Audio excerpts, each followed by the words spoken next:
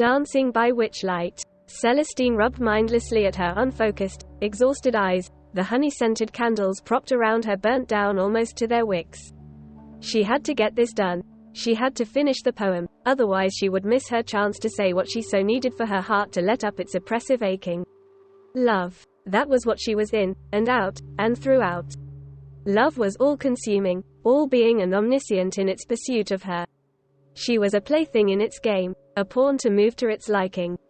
Love had plucked her up in its flexing ever-changeable fingers, given her a good shake to scramble her mind and then dropped her unceremoniously head over heels into the arms of a woman more noble and more astute than anybody had a right to be. Madrigal. Oh how nothing rhymed with madrigal. Celestine let a frustrated half-sigh roll from her lips, enjoying the whistle of sound in the otherwise silent bedchamber. She stood, shaking her skirts out from the crumpled assortment, and went to replenish the candles. She made the candles herself, honey and wax and lavender, and they smelled divine once the lick of a heated flame met their carefully placed wick. The flames lit anew. Celestine stood before the largest of the candles, a slim taper as strong-backed and lengthy as her skinny forearm, and let the orange red of the flame burn into her irises. The ghost of black splotchy shadow traveled across her vision every time she blinked, and she followed its journey across her eyeline, the easily amused smile of the bone-tired lifting the corners of her chapped blossom-pink lips. Coming away from the flames only when her eyes stung with the effort of hydrating themselves, Celestine gathered her dog-eared books and caterpillar-soft furls of parchment and settled herself down upon her lumpy wooden cot, shifting until she could no longer feel the press of brittle hay poking obtrusively into her legs and rear. Her pillow, a flat deflated square of nothingness, did little to cushion her back, but Celestine paid it no matter as she wedged herself between the castle wall and her creative curiosity. She was a writer, a poet, a musician and most recently, a woman in love. The love part still astonished her, having no experience of such an emotion before Madrigal entered the city's turreted walls. Pursing her lips together, Celestine rubbed with the side of her fisted palm until her pencil markings disappeared into a smudge of grey matter over her most recent parchment offering. To write such a poetic speech, to put voice to her feelings, it was an offering, not an expectation. The musicians of the court, the poets and the jesters, they had a duty to entertain, and love was a scandalous part of that. The court, especially the king, loved to hear of blossoming affection. Let it be shared, he would bellow, red grape juice trickling down his white-grey beard and staining the ever-damp front of his doublet. He didn't want love, however, he wanted embarrassment, mortification and rejection. It was hilarious to him to see those of lesser status flounder and be waved away by affronted royals and courtiers. Celestine was determined not to become one of the king's laughing stock. If she had wanted to garner the salacious sniggers of the court, she would have become a jester, not a respected court performer.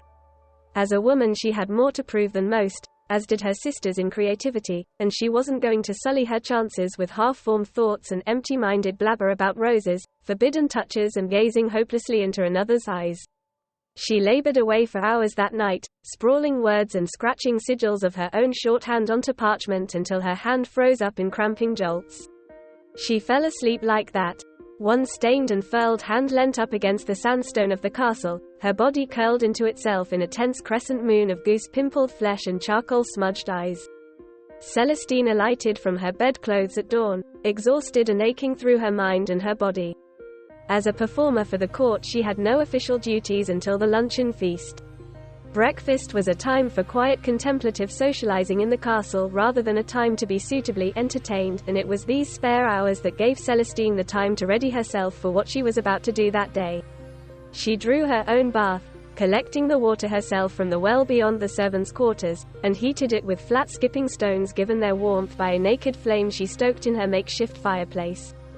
Ice-cold water sluiced over Celestine as she bathed, flattening her eyelashes, numbing her lips and clinging to her pores with the tenacity of Harpagonella. It was awful and cleansing all at once, and Celestine gasped her way through her washing, muscles shaking with the futility of the act as she cleansed her body of the sweat and writer's graphite she had been using to recite her thoughts the night before.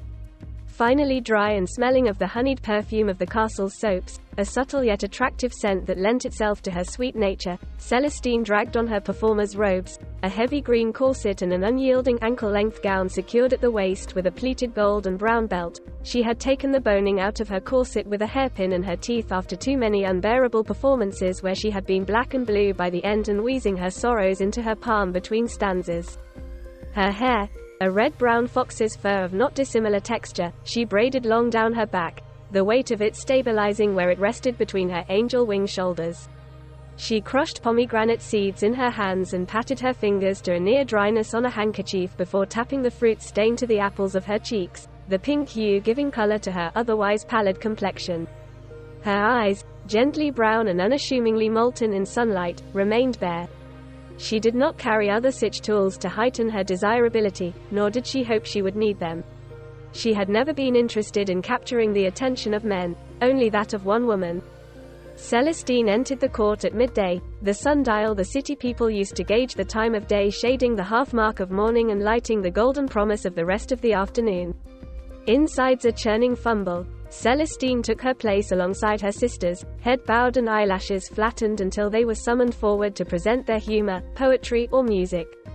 Cynthia went first, her gift of the garb warming up the court nicely, rolling chuckles from the nobles' throats and belly-rumbling laughs from the king. She dropped into a deep curtsy when she finished, her corset fastened so tightly she choked on a breath as she rose back up. Celestine made to reach out and steady her, but Cynthia waved her off with a flutter of her fingers. "Best not," her dismissal said. Celestine drew back, but reluctantly. Gwyneth, then Dahlia, and then Rosemary went before her, poetry spilling from their rouged lips and gaining the adoration of the male court. Flowers were thrown forward, deep-blooded roses, sweet pea and baby's breath. The women collected them and adorned each other's hair with them in relieved yet faux flirtatious offerings of acceptance. Celestine had received flowers many a time, had nudged them aside with the toes of her pinched performer's slippers and stood stock still as Cynthia wove them liberally through her plaits and whispered hurried warnings of which men were approaching her to try and seduce her practicalities. It was a tentative existence, and Celestine was ready to stake it and begin anew. Finally, she stepped forward into the lightened hollow of the performing circle, the grey flagstones beneath her soft-soled shoes worn away from many a person treading there before her. Celestine swallowed thickly, her eyelashes bunching together as she squeezed her eyes tightly closed. She let out a breath and then flared her eyes wide, spirals of shadow and pinpricks of leering candlelight grabbing her irises before her perforated gaze landed upon the only one in the room she had wanted to behold. Madrigal, seated in a high-backed, elegantly carved chair of red wood and draped in deepest maroon robes, quirked an eyebrow at her from behind the high table where she sat next to the king and his adversaries. Madrigal, a witch and a mystery, a flash of heat and a strum of awakened love against Celestine's heartstrings, held her gaze as though she daren't pull away for even a second. Celestine was beside herself and her legs buckled at the knees as she saw Madrigal's full lips part and show her teeth in a gentile smile. The king leaned forward in his grandiose throne, beard sullied with wine already, and stamped his filigree gilded staff upon the floor with a menacing crack. "Begin," his sodden voice boomed. Pulled from her attraction and distraction, Celestine immediately dropped herself forward, throwing her upper body down into a deep bow. Her hands shook as she straightened, her cheeks bleached pink as she tried to smooth her green skirt and reassemble her mind and wits. She was a writer, a performer, she knew the lines by heart, she could do this. "Open your mouth, you foolish girl." Celestine's jaw eased open, her lips widening, and yet no sound escaped. The king slapped his hand angrily on his inner thigh and scoffed to his men, the revelry of someone messing up, lighting his piggish eyes up like the sun breaching the horizon in midwinter. Madrigal's face was displeasured and she hushed the king, her eyes soft as she watched Celestine. The witch, her soft almond face surrounded by tumults of rich black ringlets, beckoned Celestine with a gentle flourish of her fingers, not dissimilar to Cynthia's dismissal, and Celestine felt her heart give a horrific lurch within her chest just before it dropped into her stomach and burned up into a dried husk within the acidity of her anxious stomach. I apologize. I cannot. I'm sorry. So sorry. Please forgive me," Celestine stammered, her voice returning in a ravaged whip of a whisper. Celestine ran. She grabbed handfuls of her emerald skirts and sprinted, blind as a mole, through the sandstone maze of the castle until she exploded out the servants' quarters and into the shade of the castle garden. This is where they grew the bountiful fruits and vegetables that the court gorged on, where the red grapes turned themselves into wine for the king to pour gluttonously down his spoiled gullet. Celestine, hair devoid of the flowers of success, threw herself down onto a dew-damp swath of moss, her hands gripping the sides of her wet cheeks as she raged at her stupidity. "You idiot! You idiot! You idiot!" Celestine sobbed, her neatly braided hair escaping in wisps of reddish brown that stuck to her wet skin and irritated her to abandon. She ripped her plaits out with agitated fury and then in another childish bout of rage kicked her performer's slippers across the garden to land in a bed of bright and mocking petunias. "I hardly feel it was the flowers' fault now, was it?" A voice spoke, its timbre rich as summer fruit and soft as down. Celestine looked up, her damp fingers retracting from her blotched and reddened cheeks. Madrigal stood amongst the flora and fauna looking as ever as though she herself was grown from the earth, her skin smooth as writer's graft and her dark eyes as bright as the stars at twilight. "My lady," Celestine mumbled, embarrassed and frustrated as a blaze of heat took over her cheeks and traveled down her chest like a rash. "Madrigal, but you know that, don't you?" Madrigal said kindly, stepping forward and then after a second's contemplation, sitting herself down on the moss and bracken next to a stricken Celestine. Celestine's mouth opened in a gape and she willed it to close again with a snap as Madrigal, so enchanting up close, turned her dark head toward her and regarded Celestine with warm and cordial humor. "You're the talk of the court. The king is livid with scorn and gossip. He will talk about this for weeks, perhaps longer. You're famous." Madrigal pressed her tongue gently between her lower teeth and smiled, cheek and flirtation dancing there. Celestine, mortified, looked quickly away. "What is it you couldn't say? If you don't mind me asking." Madrigal rested her high cheekbone in her palm as she kept her steady gaze on the girl beside her, taking in her loose waves of fox fluff hair and her pallid tear-streaked cheeks. "I wrote prose to ask someone to dance with me," Celestine said quietly, her admission wetly hiccuped into the curve of her collarbone as she again felt the weight of shame and humiliation hit her. Madrigal observed this sadly and then, reluctantly, looked away, her dark eyes instead taking in the scope of the king's royal garden. She hated the king, despised the way he treated his servants and staff, and overall hated the way he had made this young beautiful girl doubt herself and her creative beauty. Rising steadily, Madrigal left Celestine's side and Celestine huddled into herself further, wrapping her arms shakily around her bony knees until she and her lower body became one and the same entity. Madrigal chose a rose, the brightest and the sweetest pink she could find, and returned to lean down in front of Celestine, her eyes dancing with hope and the rightness of her act. Celestine glanced up from inside her cocoon of her own limbs and stared at the pink spectral before her. Tentatively her writer's fingers came up to stroke the feather-soft furls of the rose's gorgeous petals and then, ever more cautiously, to touch and cup the hand that held it out to her. Supported at the elbow and then more securely at her nip of a waist, Celestine let Madrigal draw her up out of the shrubbery and into the middle of the garden just as the afternoon glow of golden light shone down upon it. "Will you dance with me instead?" Madrigal asked simply, softly, her gentle botanist's hands moving aside the cling of Celestine's stray hairs to gently attach the blush rose above her left ear.